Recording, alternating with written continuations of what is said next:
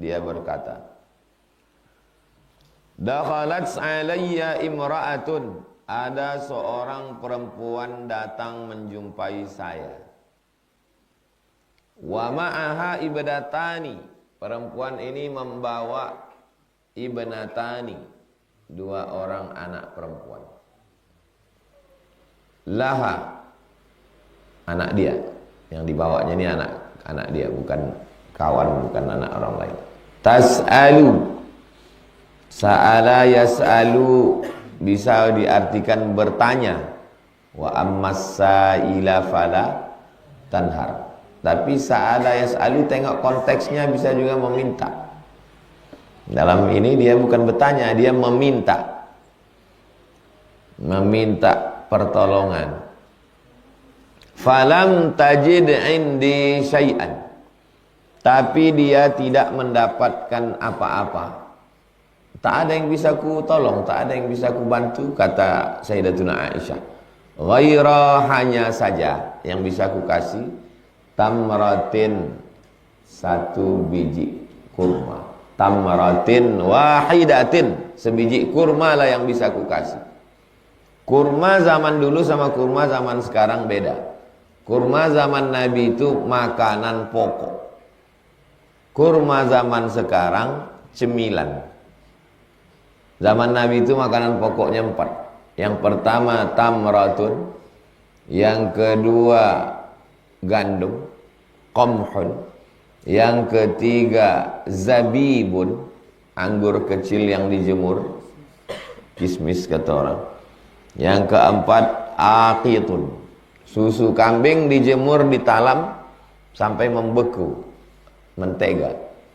Makanan pokok orang zaman dulu. Sebelum masuk nasi ke Makkah Madinah. Belakangan dari Asia Tenggara inilah, setelah munculnya kapal uap, kapal layar datang ke Nusantara, dari sinilah orang itu membawa beras ke sana. Sejak itulah orang itu kena diabetes.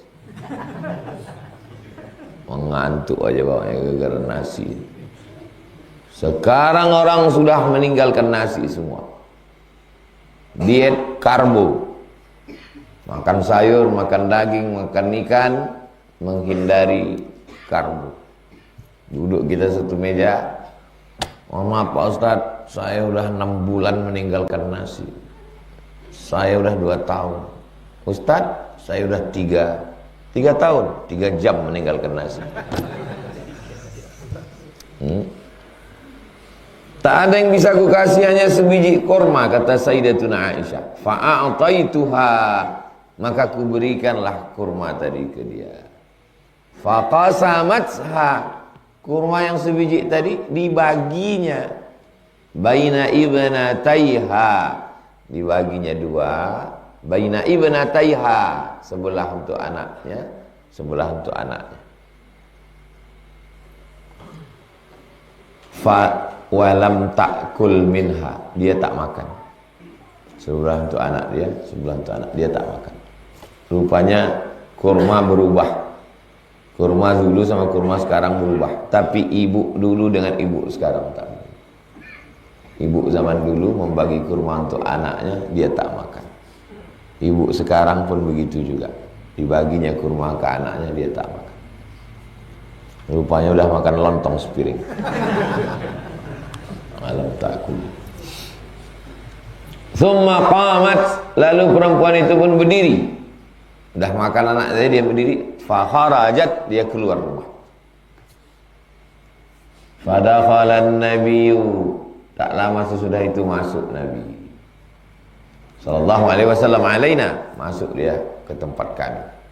Fa akhbartuhu, lalu aku beritahukan kepada Nabi, ya Rasulullah sallallahu alaihi wasallam, tadi ada seorang perempuan minta bantuan, aku pun tak bisa menolong, ku kasih sebiji kurma. Dibelahnya kurma itu, dikasihnya anaknya 1, di sebelah untuk anaknya. Habis itu pulang dia sudah. Apa kata Nabi? Faqala, Nabi berkata, coba perhatikan baik-baik. Nabi masuk, Aku memberitahukan ke Nabi. Tak ada kata Aisyah, tak ada kata Aisyah. Nabi masuk, lalu Nabi mengatakan, tadi ada perempuan tadi datang kemari kan? Dia minta kurma, tak ada kalian bisa ngasih, lalu kalian bagi dua kan? Kira-kira Nabi tahu apa tak tahu? Tahu. Malaikat Jibril ngasih tahu.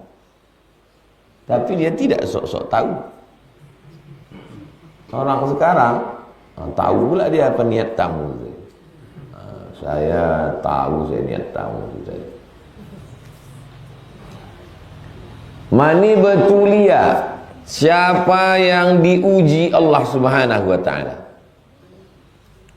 Betulia dari kata bala, ujian. Siapa yang diuji min hadhil banat, siapa yang diuji punya anak perempuan, banat perempuan, banin laki-laki. Siapa yang diuji punya anak perempuan, bisyai'in fa ahsana ilaiha, dia buat baik kepada anak perempuan itu. Ahsana, ihsan. Allah memerintahkan ihsan sesudah kepada Allah, kepada orang tua. Wa qadha rabbuka alla ta'budu illa iyyah wa bil walidaini ihsan. Allah menyuruh ihsan yang pertama kepada Allah. Wa ahsin kama ahsanallahu ilaik. Berbuat ihsanlah kamu. Ustaz pulang dari Makkah, kasih ke saya 1 botol Zam-Zam. Terima kasih ya Ustadz. Ya, habis itu pas saya pulang, saya balas pula sebotol. Itu namanya jaza. Jazakallahu khairan. Jaza namanya. Ada jamaah kasih saya sebotol. Pulang saya balas 1 drum. Itu namanya ihsan. Ihsan. Itulah ihsan. Fa ahsana ilaihinna, buat baik kepada anak perempuan. Kasih makan, kasih minum, kasih pakaian, sekolahkan, kasih duit, kasih modal, nikahkan. Carikan suami yang baik, yang jujur, yang amanah, yang selalu ikut kajian subuh Rabu. Yang senyum yang udah berbini pula. Kalau dia orang kaya, jaga dia baik. Kalau kebetulan dia orang susah, tapi dia takut pada Allah, tanya, ada duit kau untuk mahar? Tak ada pak. Ini ada sedikit duit. Yang penting kau jaga anakku. Kaulah yang diharapkan lagi untuk menjadi imam. Yang lain jadi makmum pun tak bisa. Itu makna fa ahsana ilaihinna, buat ihsan. Buat ihsan kepada dia. Kunna lahu, kalau bisa kita buat untuk anak perempuan ini, kunna lahu sitran minan nar. Maka anak perempuan itu nanti akan menjadi sitran. Ibu-ibu di belakang, bapak di depan. Tak boleh bersatu, mesti ada tirai. Tirai itu bahasa Arabnya satir. Satir, sitran, penutup. Kalau punya anak perempuan, kasih makan, kasih pakaian, sekolahkan, biayai, nikahkan, ihsan namanya, maka anak perempuan itu akan menjadi sitran, menjadi penutup antara kita minan nar, dari api neraka. Kenapa tak anak laki-laki? Kenapa disebut anak perempuan? Karena zaman dulu kalau punya anak perempuan malu. Punya anak perempuan gali tanah, kubur hidup-hidup. Punya anak perempuan merah muka bercampur hitam karena malu. Maka hadis ini ingin mengatakan, sedangkan anak perempuan saja bisa jadi sitran minan nar, apalagi anak laki. Hadis ini juga menjadi penyeimbang bagi orang-orang yang selalu meriwayatkan hadis misoginis. Misoginis itu istilah mengejek Islam. Islam ini diskriminatif terhadap perempuan. Perempuan dalam Islam itu direndahkan, disepelekan. Perempuan dalam Islam itu dilecehkan. Jadi kalau menyampaikan hadis, sampaikan dua-dua. Sampaikan hadis yang kelihatannya seakan-akan bagi orang yang sekuler, liberal, benci Islam, dibilangnya tengoklah Islam itu. Harta warisan anak perempuan dikasih setengah, laki-laki full. Itu bukan diskriminasi. Kenapa anak perempuan itu dikasih setengah, anak laki-laki satu? Karena yang menanggung biaya nikah laki-laki, mahar laki-laki, nafkah laki-laki. Perempuan menjadi tanggungan laki-laki. Bukan diskriminatif. Tapi ketika cerita tentang menjadi penjaga dari api neraka, maka yang disebutkan Nabi adalah sitran minan nar, anak perempuan. Maka didiklah anak perempuan baik-baik. Itu kenapa saya membuat pesantren perempuan. Karena saya tak punya anak perempuan. Anak-anak perempuan dikasih makan, dikasih minum, dikasih sekolah 25 orang setahun gratis, SMP 3 tahun, SMA 3 tahun, 25, 150. Supaya apa? Supaya dia bisa menjadi sitran minan nar, menjadi penghalang, penjaga, hijab kita dari api neraka itu. Jadi siapa saja yang punya anak perempuan itu bisa menjadi hijab, menjadi sitron, menjadi dinding. Tapi juga anak perempuan bisa menjadi penyebab orang tua masuk neraka. Anak perempuan yang tak menutup aurat, bapaknya rajin ke masjid, kakinya sudah masuk neraka sebelah. Anak perempuan yang dibiarkan pacaran, ibunya jilbabnya panjang. Selalu itu fenomena jalan anak gadis sama ibu-ibu, ibunya bertudung labuh, macam kelambu jilbab ibu itu panjang. Anak tak bertudung. Mestinya anak itu yang bertudung, ibu itu tak bertudung, tak apa-apa. Tak berselera orang tengok dia. Sudah tua. Ini makin tua makin panjang pula jilbab. Anak tak bertudung. Berjalan pula berdua. Muttafaqun alaih. Hadis ini ada dalam kitab Sahih Al-Bukhari dan ada dalam Sahih Muslim. Hadis terkuat. Ada dalam Sahih Bukhari, ada dalam Sahih Muslim. Itulah hadis yang paling kuat. Jadi kalau ada nanti orang dengar ceramah, siapa yang punya anak perempuan, dia akan menjadi dinding hijab dari api neraka. Itu hadisnya ada dalam Sahih Bukhari, ada dalam Sahih Muslim. Jangan dibuat hadis riwayat Imam Nawawi. Tak bisa. Karena Riyadhus Shalihin ini bukan referensi primer. Ini referensi sekunder. Jadi yang menulis makalah, nulis kolom dalam kurung HR Nawawi. Enggak. Berarti dia enggak ngaji. Kalau HR itu referensi primer, induk, asal, bukan ngutip dari kitab lain. Sahih Bukhari, Sahih Muslim, Sunan Abi Daud, Sunan Nasai, Sunan Tirmidzi, Sunan Ibnu Majah, Muwatta Malik, Sunan Darimi, Musnad Ahmad bin Hambal. 9 kitab utama Ahlus Sunnah wal Jamaah. Dalam kurung HR Al-Bukhari, HR Muslim, HR Abu Daud, HR Nasai, HR Tirmidzi, HR Ibnu Majah, HR Malik. Jangan buat HR HR Nawawi, karena dia mengutip dari kitab ini.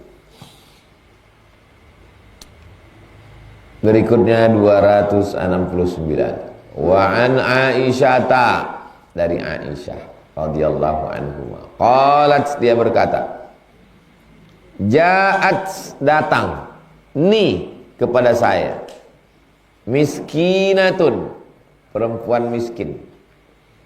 Cara menerjemahnya miskinatunnya duluan. Seorang perempuan miskin datang kepada saya. Itu bahasa Indonesia yang benar. Banyak juga saya tengok orang menerjemah buku, dibuatnya kata kerja duluan. Berkata Rasulullah. Itu tak betul. Kalau dalam bahasa Arab, betul. Itu namanya jumlah fi'liyah, fi'ilnya dulu. Qala Rasulullah. Qala Allah. Jangan terjemahkan berkata Rasulullah. Rasulullah SAW bersabda. Ja'at, datang, ni kepadaku, miskinatun, dibalik menerjemahnya, seorang perempuan miskin datang kepadaku. Tahmilu, dia membawa ibnataini, dua orang anak perempuan. Laha, anak dia, bukan anak orang. Fa'at'amtuha, aku beri dia makan. Salasa tamaratin, 3 kurma. Tamratun, 1. Tamratani, 2. Tamaratin, 3. Aku kasih dia 3 kurma. Fa'ataitu, aku kasih kulla wahidatin, setiap fa'atat, si ibu tadi mengasih kulla wahidatin minha, setiap anaknya itu dia kasih tamratan. Kau 1 kurma, kamu 1 kurma. Wa rafa'at ila fiha, yang 1 kurma lagi diangkatnya ke mulutnya. Fiha itu ke mulutnya. Litakulaha, dia mau makan. 1 untuk anaknya, 1 untuk anaknya, 1 untuk dia. Pas mau dimakannya, fastat'amat ha ibnatah. Terus anaknya tadi minta. Anaknya kan udah makan. Memang biasa anak-anak gitu. Udah makan diminta lagi punya maknya. Jadi anak ini memang dari dulu udah begitu sifatnya. Kalau ada ibu-ibu sama kau kok gini, memang udah begitulah anak-anak ini. Fastat'amat ha ibnatah. 2 anaknya itu minta lagi. Apa yang dilakukan ibu itu? Apa dipukulnya anak itu? Kurang ngajar kau, gitu dia. Fasyaqqat, dibelahnya. Syaqqat at-tamrata, dibelahnya kurma itu. Allati kanat turidu an ta'kulaha. Kurma yang mau dimakannya itu tak jadi dia makan, dia belah menjadi 2. Bainahuma, dibelahnya 2, kasihnya sebelah, kasihnya sebelah. Fa'ajabani, ajaba, ajib. Fa'ajab, mengagumkan, membuat saya takjub. Fa'ajabani sya'nuha, perkara dia, perbuatan dia itu membuat aku terkagum, kata Sayyidatuna Aisyah. Fadzakartu, maka aku sebutkan alladzi sana'at, yang dilakukan perempuan itu, yang dilakukannya itu kuceritakan li Rasulillah sallallahu alaihi wasallam. Kuceritakan kepada Nabi Muhammad sallallahu alaihi wasallam. Faqala, Nabi bersabda. Apa kata Nabi? Innallaha, sesungguhnya Allah, menunjukkan bahwa beritanya ini sangat benar karena diawali dengan inna littaukid. Innallaha wa malaikatahu yusalluna 'alan nabi. Inna ma'al usri yusra. Innallaha, sungguh, sesungguhnya Allah. Ditambah lagi taukid yang kedua, qad. Qad kalau masuk ke fi'il madhi, sungguh. 2 kali sungguh. Sesungguhnya Allah sungguh. Aujaba, wajib, laha, bagi perempuan itu, al jannata, wajib perempuan itu masuk surga. Terus kalau dia banyak dosa macam mana? Atau a'taqaha, Allah bebaskan dia, Allah selamatkan dia, biha, karena mengasih kurma itu, minan nar, diselamatkan Allah dia dari neraka. Pertama kasih makan dulu. Sesudah makan kasih minum. Setelah kasih minum kasih pakaian. Habis itu kasih tempat tinggal. Habis itu kasih sekolah, pendidikan. Habis itu ada orang baik datang Minang, nikahkan, potongkan kambing, buatkan walimah, kasih modal.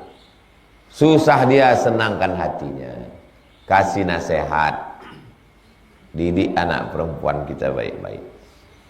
Pusing aku dengan anak perempuan nih Pak Ustadz, rumah macam kapal pecah. Masuk ke kamar macam Titanic baru meletup. Dinding wallpaper habis kena tulis-tulis, menjerit-jerit. Jadikanlah anak itu seperti tamu. Kalau datang tamu, mau kita hamuk dia? Enggak.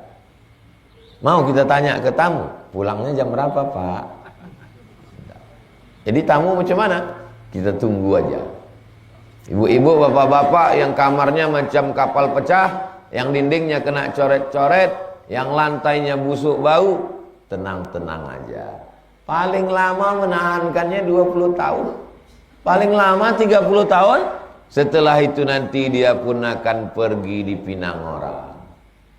Setelah pergi anak pertama, pergi anak kedua, pergi anak ketiga. Apa kabar ibu sekarang? Balik modal Pak Ustaz.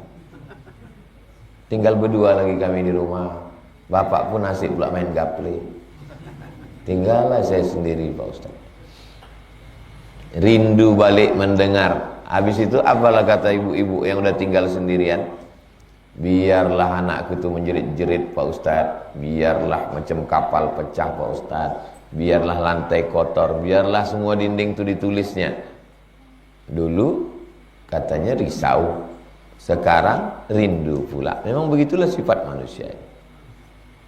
Tak ada anak, berdoa siang malam minta anak. Ada anak, biarlah kalian mati semua. Makanya ini tamu. Jagalah tamu ini dengan baik. Kasih makan, kasih minum. Sampai masanya nanti dia pergi dipinang oleh anak-anak muda yang soleh-solehah. Sabar bapak menjaga anak perempuan ini. Sabar ibu menjaga anak perempuan. Tak sama menjaga anak perempuan sama anak laki-laki. Saya dikirim beberapa video tentang anak perempuan ini rupanya dari kecil udah merajuk. Dijaga pula anaknya, bini pula merajuk. Jadi kalau ada kalian laki-laki punya anak perempuan merajuk, dapat juga bini perempuan merajuk, memang surgalah tempat kalian. Memang layaklah kalian dapat surga. Begitulah Allah Ta'ala. Tak bisa saya jelaskan karena saya tak punya anak perempuan. Jadi kalau dia amalnya banyak, aujaba laha bihal jannah, wajib dia masuk surga. Seandainya dia tak banyak amal, banyak dosa, a'taqaha biha minan nar, diselamatkan Allah Ta'ala dia dari api neraka, diampunkan Allah segala silap salahnya, didik besarkan anak perempuan dengan baik. Jangan jadikan anak perempuan sebagai babu. Semua anak perempuan, mencuci anak perempuan, mengepel anak perempuan, melayani tamu anak perempuan. Anak laki-laki dikasih duit, dikasih sekolah tinggi-tinggi. Anak laki-laki S1, S2, S3. Anak perempuan sah kalau tamat-tamat SMA, nanti mencuci juga. Anak perempuan sekolahkan tinggi-tinggi.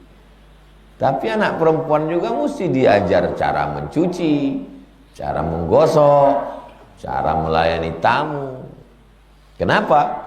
Karena walaupun dia nanti jadi profesor, jadi guru besar, jadi pejabat, jadi apapun, di rumah dia tetap ibu rumah tangga. Nanti kau kalau ada tamu mengkacau teh manisnya, ditekan sendoknya itu ke bawah. Nah, ditekan ke bawah supaya apa? Supaya tak berbunyi. Jangan sampai orang di kelentang, malu kita. Kalau mencuci gelas, dicuci semua pakai sabun. Diginikan. Baru dibasuh. Cium dulu. Jangan sampai tamu minum bau kepala ikan salai. Jangan sampai tamu minum bau sabun. Begitu mak saya mengajar saya. Padahal saya anak laki-laki. Dari mulai mengkacau teh pun dia aja. Jangan tuntang-tuntang, malu awak. Dicium dulu, jangan sampai bau sabun. Laki-laki itu begitu mengajar anak laki-laki. Kalau baju tu putih, nampak ketiak kuning, nampak kerah hitam, digosok pakai sabun telepon. Diletakkan di panas jam 9 pagi. Agak setengah jam, jangan sampai kering. Sesudah itu baru dikucak pakai. Jangan kau pakai pemutih, lapuk dia. Habis memandi, anduk jangan diletakkan di atas tempat tidur, dijemurkan. Kalau ibu didik anak laki-laki baik, mudah bininya menjaga dia. Kalau ibu didik anak laki-laki ibu baik, senang bininya.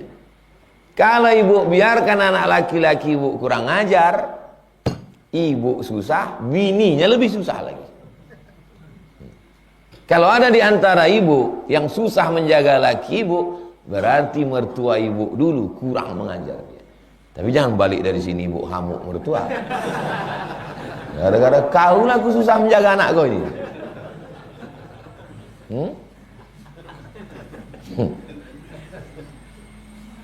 Ada saya tonton video tentang keluhan seorang istri. Balik ke kamar, berserak, asal mengambil baju, ambil dari bawah. Udah bagus disusun bininya ke atas, tarik dari bawah. Dia buka, mengeluh. Saya tengok, begitu rupanya keluhan bini-bini yang dapat laki kurang ajar. Mestinya dia yang mencarikan pembantu untuk menyetrika baju itu, untuk menyusun itu, untuk memasak itu. Udahlah dia tak menolong, yang ada tuh dihamuk-hamuknya pula lagi. Makannya pun dari kebun perempuan itu. Kebetulan perempuan itu anak orang kaya, sawitnya sejauh mata memandang. Anak tunggal pula, ayahnya udah stroke. Diazabnya juga lagi anak perempuan. Udah nasib kalian lah, dapat laki hantu. Rawahu Muslimun. Hadis ini ada dalam Sahih Muslim saja, tak ada dalam Sahih Bukhari. Tengok cara Imam Nawawi menyusun. Yang paling kuat dulu Sahih Bukhari, Sahih Muslim. Di bawah baru Sahih Muslim. Kenapa tak dicukupkannya aja pada satu riwayat? Cukupkan satu riwayat, udah. Kenapa mesti dua riwayat? Dengan banyaknya riwayat semakin kuatlah hadis. 270. Wa an Abi Shuraih, dari Abu Shuraih. Nama dia Wailid bin Amr Al-Khuzai radhiyallahu anhu. Qala, dia berkata, qala Nabi sallallahu alaihi wasallam. Nabi berkata, apa kata Nabi? Allahumma, ya Allah, inni aku uharriju haqqad dha'ifain. Aku, kata Nabi sallallahu alaihi wasallam, uharrij. Haraj dari kata susah. Uharrij, aku memperjuangkan dengan susah payah hak dua manusia yang lemah. Hak dha'ifain, dua orang yang lemah. Siapa itu? Al-yatimi, anak yatim, wal mar'ati, dan perempuan. Anak yatim ini punya hak, tapi dia lemah. Ayahnya tak ada, emaknya janda, maka ditolong. Almar'ati, perempuan lemah, disepelekan orang, direndahkan orang, ditolong Nabi Sallallahu Alaihi Wasallam. Hadis ini statusnya hadisun hasan. Yang paling tinggi hadisun sahih. Di bawah sahih hadisun hasan. Hadis sahih, hadis hasan tak ada ikhtilaf, bisa jadi dalil.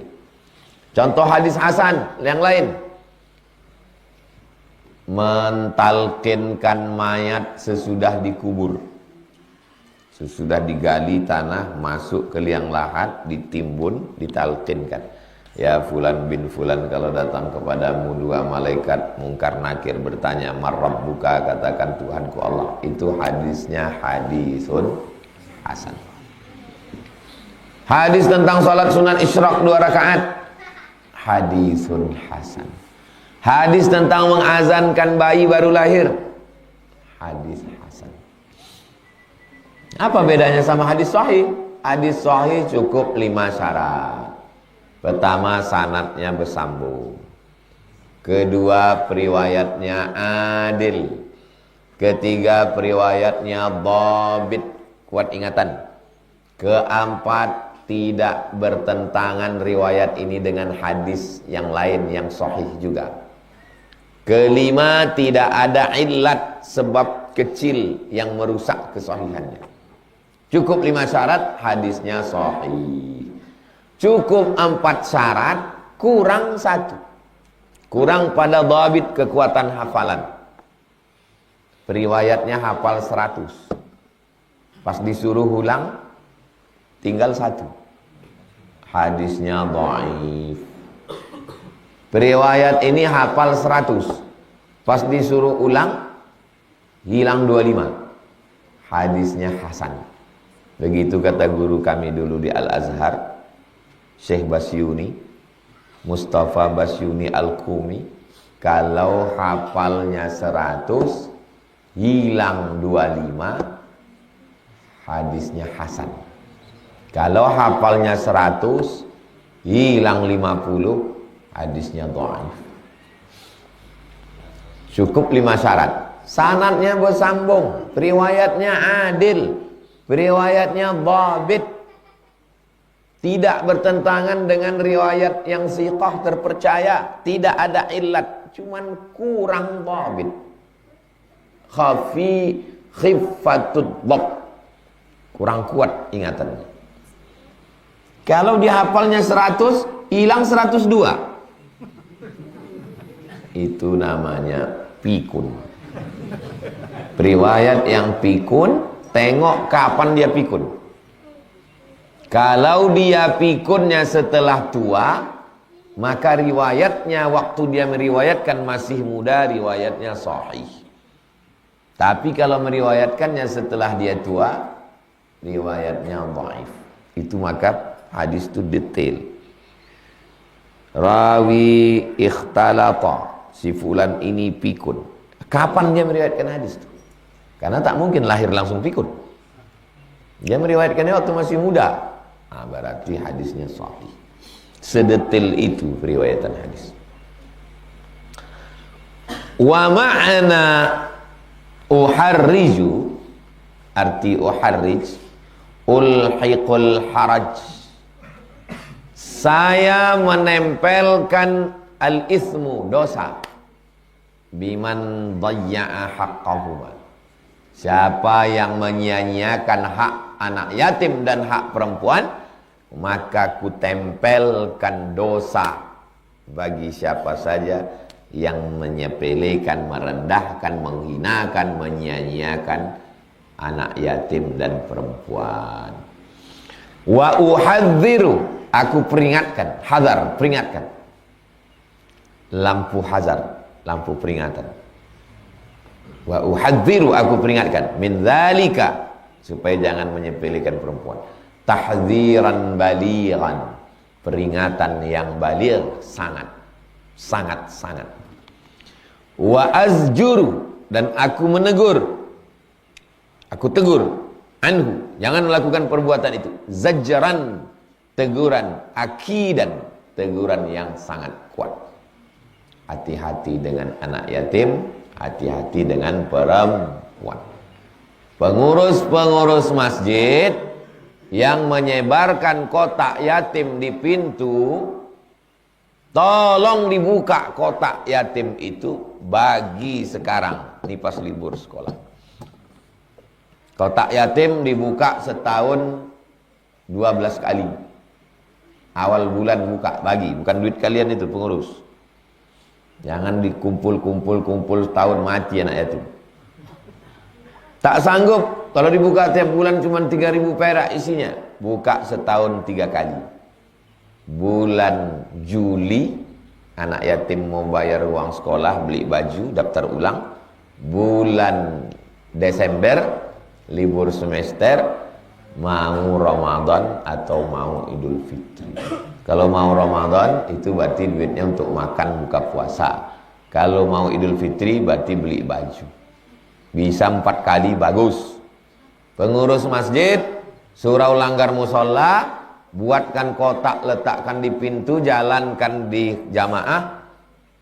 Kotak du'afa untuk anak yang emaknya meninggal, ayahnya tak pulang-pulang merantau, ayahnya hilang diambil pelakor, tapi dia susah. Nanti waktu anak yatim dibagi dia tak dapat. Jangan bagikan duit yatim ke dia. Nah, duit du'afa masukkan, bungkuskan, tulis D di pojok atas, D. Nah, yang untuk ini Y. Yang tulis itu du'afa, sakit hati dia. Pakai kode-kode. Jangan sampai disimpan duit itu sampai berat. Simpan, pas mau buka dilarikan maling. Pengurus tak pula mau mengganti. Begitulah teguran Nabi kepada orang yang menyia-nyiakan.